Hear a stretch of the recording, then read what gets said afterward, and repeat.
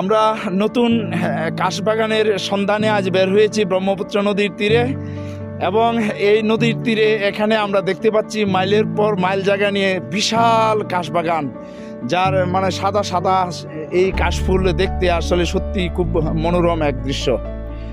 একদিকে আকাশে সাদা সাদা মেঘ, আর আকাশে সেই সাদা মেঘেরাই যেন মাটিতে নেমে এসেছে কাশবাগানে নিজেদের সৌন্দর্য প্রদর্শনের জন্য।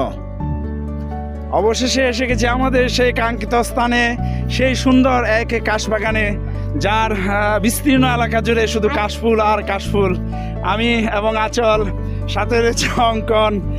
আমাদের এই যাত্রার এই প্রান্তে শুধু কাশবন আর কাশ।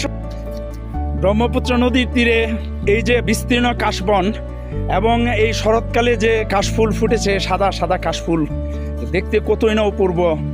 আমরা অনেকে